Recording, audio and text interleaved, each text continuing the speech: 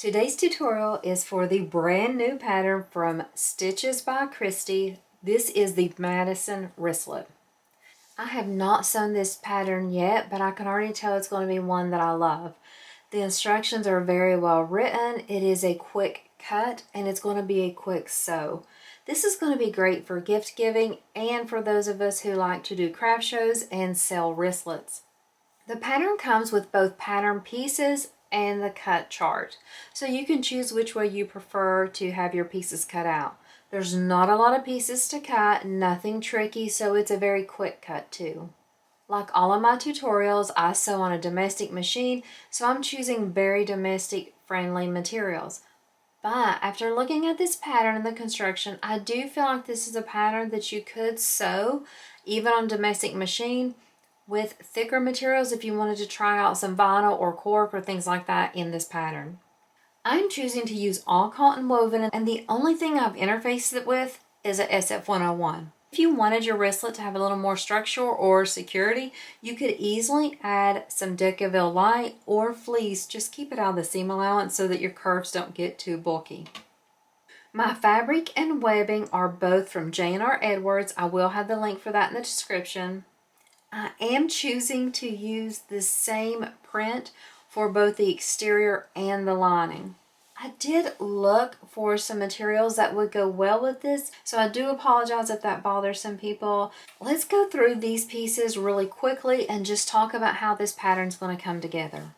The first piece we have is this front slip pocket.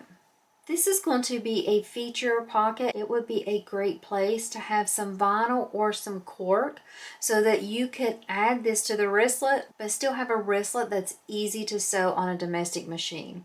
And then we have a slip pocket backing piece.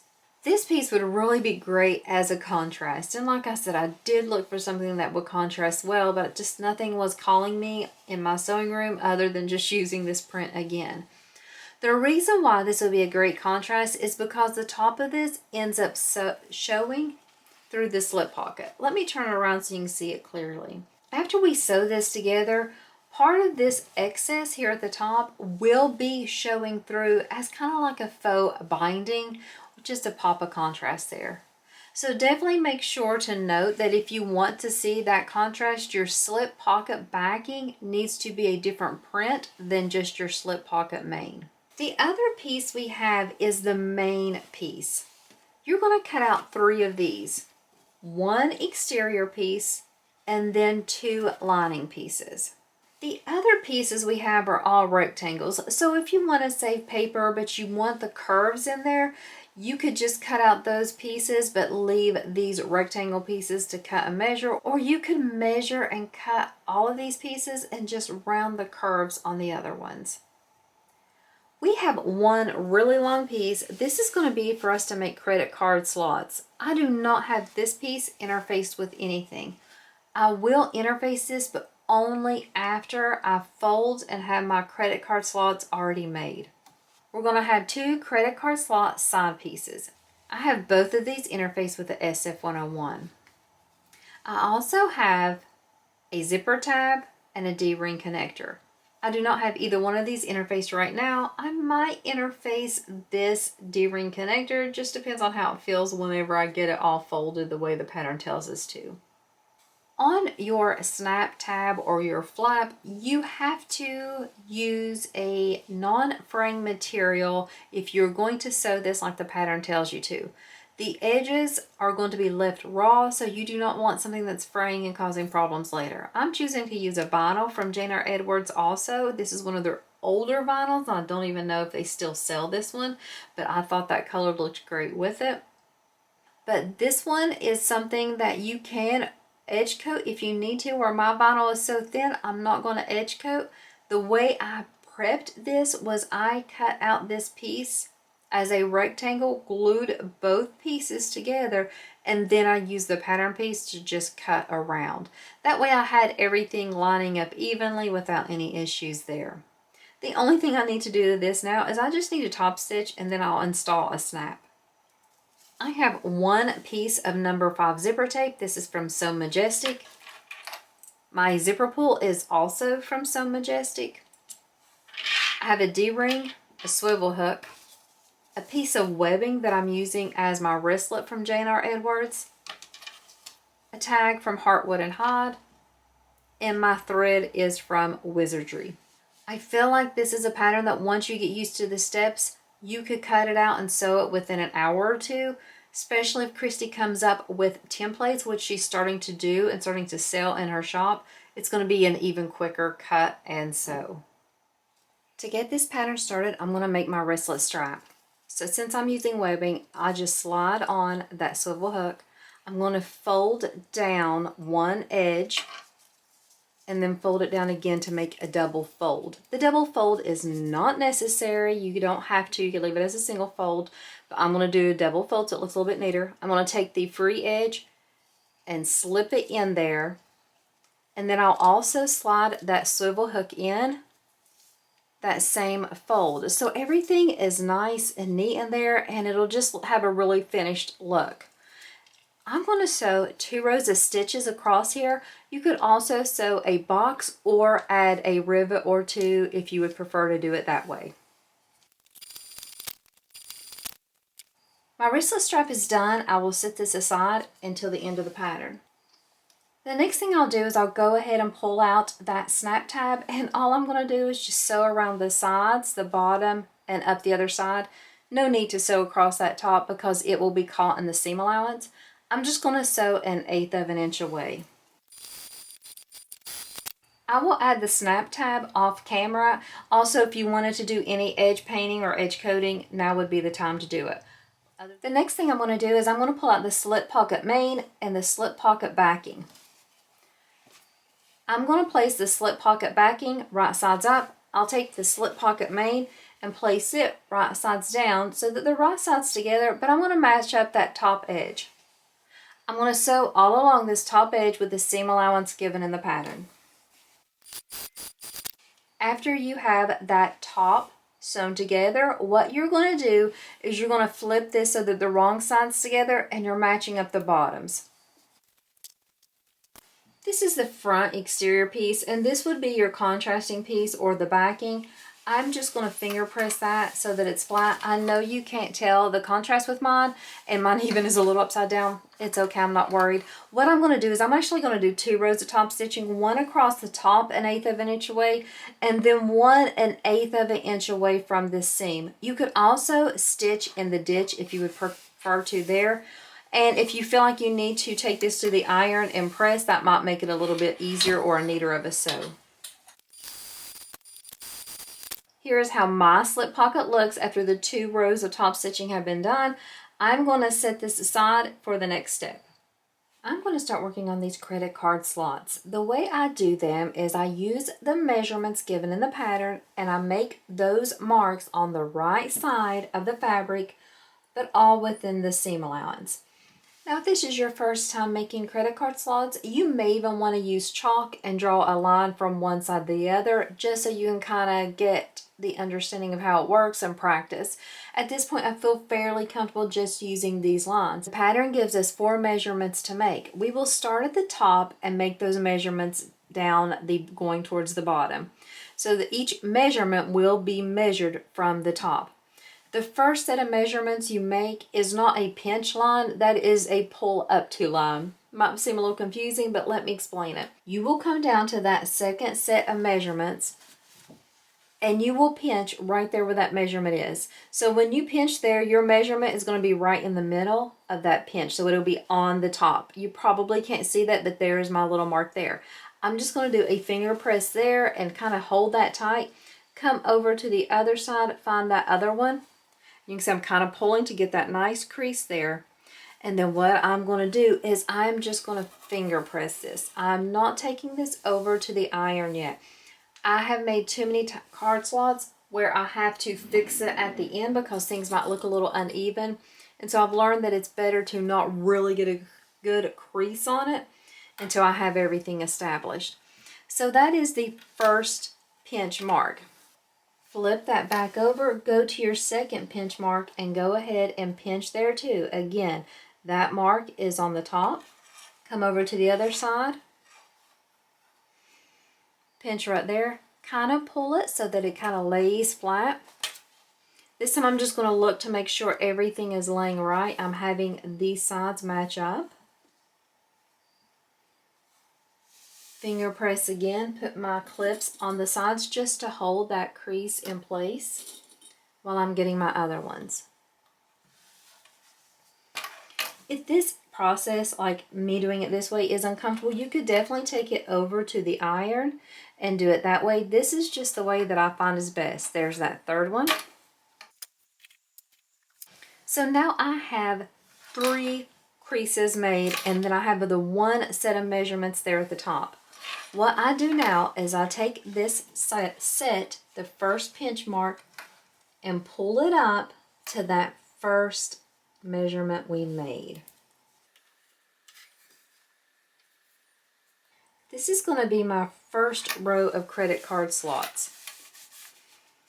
Then what I'm going to do is I'm going to take this second pinch mark I made, I'm going to pull it up, and the pattern tells us how far away from this fold it's going to be.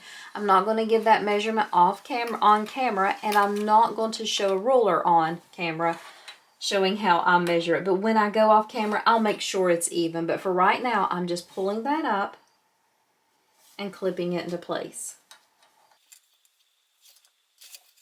Grab that last one, do the same thing. Your slots should be evenly spaced from each other just to have everything kind of nice and neat looking. If it's not looking the way you want, if it looks crooked or uneven, get that ruler out. Make sure you have everything the way you want it before you take it over to the iron. So this is what I have at this point. Now you have to choose if you are going to top stitch each of these card slots. I never do. I typically just skip that step because I don't feel it's necessary, and honestly I don't like the way it looks. It saves me a lot of time to skip the top stitching here. Definitely do it if you want to. It is a personal preference. What I will do though is I'll take this over the iron, I'll press it really nice and flat, I will flip it over, and I will put a piece of interfacing down on this. I will cut the interfacing to the same size, press it flat.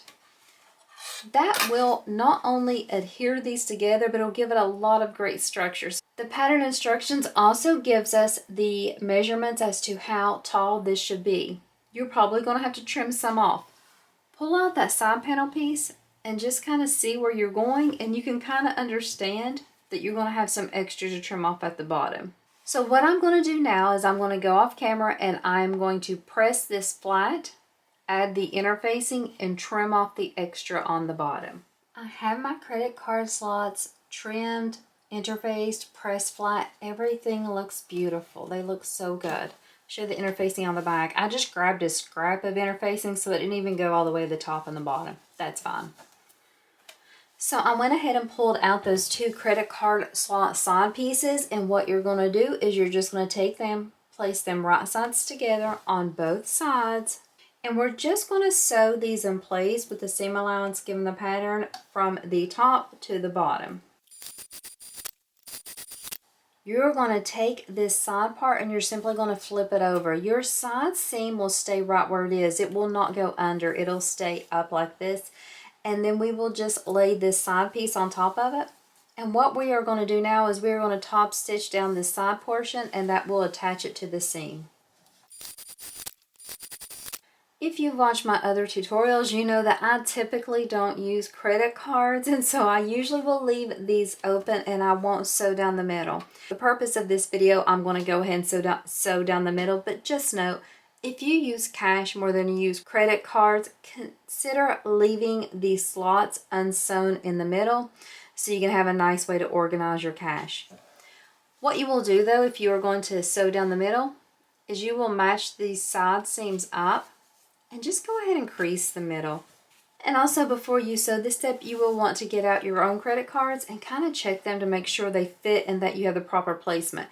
If you feel like it's too loose, you can sew down each side of this instead of just a line down the middle to make sure you get the proper fit. The card should fit snugly. Whenever I sew credit card slots down the middle, I always start at the bottom, or at least I try to remember to always start at the bottom, so that way I don't have any kind of pulling and tugging and misshaping of the credit card slots if I'm going from the top down.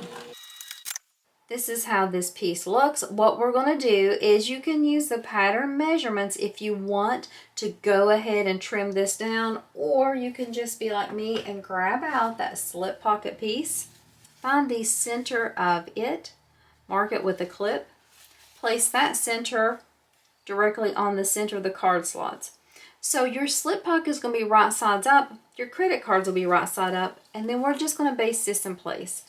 I will trim around the sides, not the top. The top needs to stay long, but I will trim around the sides whenever I finish up. But for right now, I'm just going to baste this in place with an 1/8 of an inch seam allowance. I'm going to go off camera to trim this up. I'm also going to go ahead and attach my snap. We will have a snap here on the top, and the pattern tells us about where to place it. And we're also going to have one on that flap, that snap tab. You do not place the snap on the slip pocket. It's actually on the piece where the credit card slots are, so you'll just want to make sure you place it there.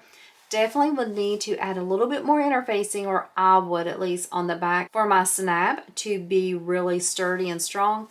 The options for the snaps can be magnetic, cam snap, spring snap, anything you want. I trimmed everything up and I was getting ready to install the snap and decided I better go ahead and follow the pattern instructions to add the zipper first, just because I do want to make sure that I can get a really nice top stitch without having that snap in the way. I do have a very skinny foot on my machine, but still it's going to be a tight fit, so I thought, okay, I better wait on adding that snap. So we're going to prep the zipper and get it ready and do that before we add the snap. I did add the snap onto the strap piece, or the snap tab piece, so it's ready to go, but I'm just going to wait for this part. I have the zipper cut to the measurements given the pattern. I have my pull attached. I have one side already folded down 90 degrees, and then the other side I have clipped. Typically what I'll do is I will just sew or glue this down, but I do want to show you that there is a way to just melt this down with a lighter. I typically don't do this a lot because I feel like it's a little risky, I think, because you just have to get it perfect. First thing I want to tell you is that be careful. You could burn yourself differently, could cause a fire. I'm not recommending you doing this. I'm just showing you another technique. You want to make for sure that everything's in line here. Do you see how that's all in line? We don't want it kind of pushed out like that because it will be too hard. So if everything's in line there, this is a polyester zipper. Make sure your tape is polyester. And then you're just going to melt it. And once it starts melting, then you can kind of start pushing it together so that it adheres. It takes a few times to go through.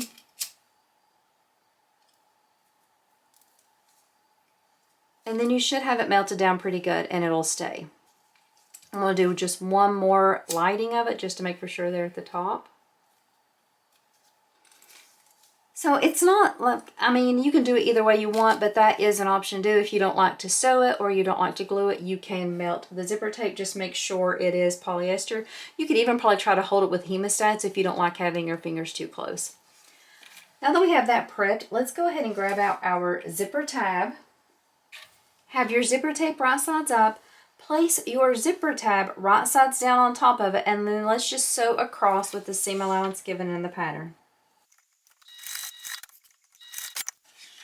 After you have that zipper tab sewn on, then what you're going to do is you're just going to pull it up, turn it over the other side, fold the raw edge under, and then fold it under again. And you want to have it so that it's pretty much that folded edge is just covering over your previous stitches. And then you're just going to top stitch about 1/8 of an inch across, and that should catch both sides. Once you have your zipper prepped, go ahead and have it with your exterior piece and then grab one of your lining pieces.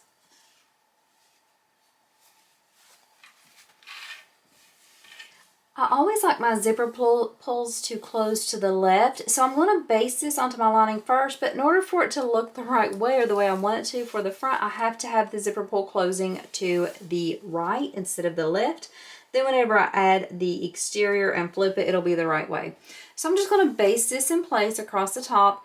Lining panel's right sides up, zipper tape is right sides up. Now that you have that base in place, go ahead and put your exterior right sides down, sandwiching that zipper in between, and now sew with the full seam allowance from one side to the other. Now that I have that sewn right sides together, I'm just going to flip them so that they are wrong sides together. The pattern designer tells us that we are going to top stitch only through the exterior. I never do this. I always top stitch through both, but I just go from zipper end. I just go from the front of the zipper to the tab of the zipper. I do not go past the zipper, but I always sew through both. Definitely feel free to follow the pattern directions and be top stitching only through the exterior, having the lining pulled up. Now what I'm going to do is I'm going to go ahead and install that other portion of the snap, and then we are going to come back and install the tab. The tab actually goes at the bottom. After we have that in place, then we are just going to sew this edge of the zipper with the other two remaining main panel pieces, just like we did this one. Both an exterior lining will be attached to this one, and that's pretty much it. We just sew everything up. You could definitely add more features to this wristlet, zipper pockets, slip pockets inside, whatever you want, but I love the simplicity of it because it has everything you need in a really quick sew. So let me go and add that snap, and then we will come back to add the flap. I added the snap, I have the flap attached to it. I went ahead and attached the flap so that I can make for sure I get the proper placement. Here is the center of this bottom. I don't want this to be too flat, so I don't want it to not have any give. Say I want to put a cell phone in there or even another little wallet in there, whatever you want. You want to be able to have a little bit of room so that you can use that slip pocket for whatever you want. So just have a little bit of lift there and then go ahead and baste across the bottom. You can see mine has a little bit of give, not too much. I still have some overhang there. I'm going to trim down just a little bit of that overhang, but I want to leave a little bit. So I didn't make this clear whenever I sewed on this flap. I only sewed it through the exterior, not the lining piece. So just make for sure that you do not have those attached together, because when we finish this bag, we'll have to sew the exterior and the lining separate. So just want to point that out. The next thing I'm going to do is I'm going to go ahead and get this D-ring ready. The pattern designer calls for 3/4 of an inch hardware. I had 1 inch hardware, so I changed mine up just a little bit. But for the 3/4 inch hardware, you will use the measurements or pattern piece that is in the pattern, and then just fold the long edges to the center and then fold it down the middle. So I'm just going to top stitch across the top so that way I'm securing that D-ring in place so it's not shifting around. I'm going to attach this D-ring to the top here, but once again, I'm only doing it through the exterior. The lining piece still will have to be able to move independently. So just make note of that. I'm going to go ahead and flip it all the way on this one so you can see that clearly. The pattern tells you where to place the D-ring, but I'm just going to place it here on the side, and then I'm going to baste it into place. We have the front completely done. All we have to do is attach the back now, both the exterior and the lining. If you wanted, you could always add extra pockets, slip pockets, zipper pockets to the lining pieces, but I'm just going to keep it simple because I want this pattern to be a quick, easy sew. Also wanted to point out that I did attach that tag to the back exterior piece. Not necessary, but I thought it just fit in perfect with this design. So what I'll do is I'll have my lining right sides up. Place this zipper pocket piece right sides down, matching up the top and the sides, and then I will come in and add the exterior, placing it right sides together. Sew across with the full seam allowance given the pattern, pull them apart, top stitch, and then we will come back for those last steps. So here is how the exterior looks, here is how the lining looks. Now what we're going to do is we're just going to put the linings right sides together and the exteriors. I'm going to go ahead and open my zipper about halfway, not only to make it easier for me to turn, but also to keep that pull out of the way so my needle doesn't hit it. What we will do is we will start sewing on the bottom lining piece, back stitching when we start, but then we'll go all the way down the side, across the bottom of the exterior, up the sides, and a little bit over on the lining bottom. We will leave the opening in the lining so that we can turn this bag through. I typically push my zipper teeth and the zipper tab to the lining side just for ease, but I really have found it doesn't matter too much with this style of pattern, but that is what I typically always do. So you're going to sew with the full seam allowance all the way around, just making sure you start backstitch when you start and stop, and then go ahead after you finish doing this and turn the bag right sides out. Now that we have this all sewn together, let's just slowly turn it through the opening in the lining.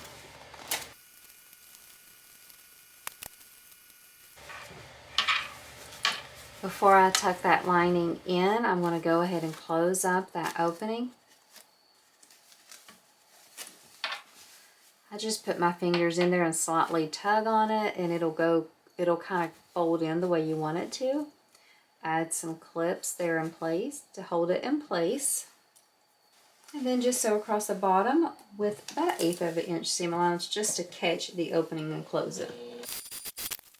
I tuck the lining in and I put my entire hand in there, and I really kind of push hard to get it to lay in those corners nicely. Close everything up. I'm going to add some clips here at the bottom for a few minutes, and then I'm going to trim up my threads, get everything poked out.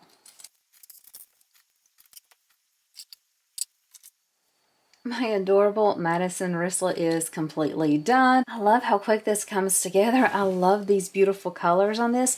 A couple of things. I would have put my D-ring on the other side. Just wasn't thinking clearly. It's okay. It'll still be fine. I have the snap tab on. We have our credit card slots, a place to put our phone, gum, keys, whatever we want in there. We can open it up here inside. Have a very nicely opening pocket, which could hold your phone instead. That could hold a wallet too. Definitely plenty of room in there. This is a great size wristlet. It comes together so quick. I really think when you make a couple of these, you could probably cut and sew within an hour or two for sure. This is a great, quick, last-minute gift so that you can have something just fun to give, something fun to use. I can see myself making a lot of these with custom fabrics and really fancy zippers and pulls, because it doesn't require a lot of materials except for the credit card slots, which you can make out of a different material if you wanted to. A contrast up here so that you could have 3 rows of different prints. Great idea for coordinating prints and things. This is the Madison wristlet from Stitches by Christy. All of my materials are from Jane R. Edwards. Zipper tape and pull is from So Majestic. I will have links for these materials in my description. And today in your sewing room, I hope you take the time to sew something just bright, colorful, and just fun. Thanks so much for watching another one of my tutorials, and I hope you have an amazing day.